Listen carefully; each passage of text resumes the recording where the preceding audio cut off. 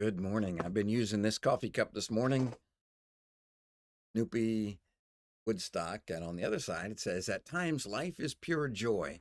And when we get to this part of the story where Luke is recording the events on the island of Malta, this is one of those days that people marked on their calendar. From this day on, they were going to celebrate this day every year. When the day comes back, they're going to remember what happened on this day. You might recall that the Apostle Paul went to the father of Publius. Father was ill and had been ill, gravely ill, for quite a while, apparently. Paul prayed, laid his hands on him, and healed him. And that's the backstory to the verse today, where we read, after this happened, the rest of the people on the island who had diseases were coming to him and getting cured. Reminds me of when the gospel writers, Matthew, Mark, Luke, and John, recorded when Jesus healed them all. People were flocking to him and he healed them all. Earlier in the account that Luke has recorded, people would bring their loved ones out into the streets so that the shadow of Paul would fall on them, and they were all healed. And I'm thinking, these people on the island of Malta who had diseases were coming and he was healing them. When Jesus healed them all, thinking, some of those people had sinned. Why they were suffering these physical consequences, and he healed them all. What a sweet statement of the grace and kindness, the mercy of God displayed in the lives of these people who were suffering. Sometimes they're suffering because someone else sinned, or sometimes they're suffering just because we live in a broken world.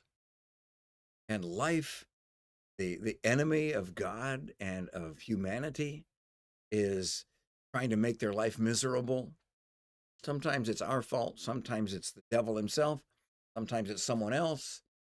Sometimes it's just the fact that we live in a broken world. People are suffering.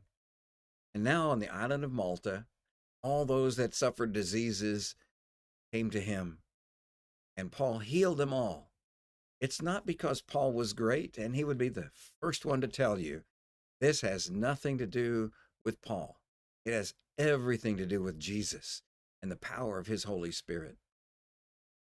Grace, the kindness of God that was demonstrated through these events, certainly would have changed the calendar of those families. If I were suffering from a disease and came to Paul and he healed me, that would be a day to celebrate. It would be a day to remember. He would be a man to listen to. I would want to hear what he has to say. Where did you get this kind of ability? How is it that you're able to heal all these diseases, different kinds, different reasons, different backgrounds, and all these different stories? How can you heal all these diseases? You healed the father of Publius from dysentery and recurring fevers. You healed all these other people. What do you have to say? And I would be ready to listen. So today, let's allow the grace of God that has flowed into and upon our own lives overflow into the lives of the people around us. We, as Christ followers, ought to be the most joyful, the most kind, the most patient, loving, peaceful. We ought to be all these things because there's more where that came from. We will not exhaust the grace of God by giving it too freely to someone else. We will never run out of his resources. Share with other people kindness, forgiveness, grace, and mercy.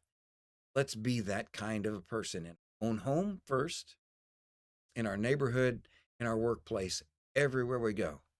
Let's be the hands and feet of the most graceful man that ever walked. Let's be like Jesus. Let's be like Paul, generous and kind with what we are able to do for other people. We may not be able to heal their diseases, but we can walk with them through it. We can pray for them, and God may indeed heal their disease. He may be accomplishing something else. But either way, we ought to be the conduit of the grace and the mercy of God.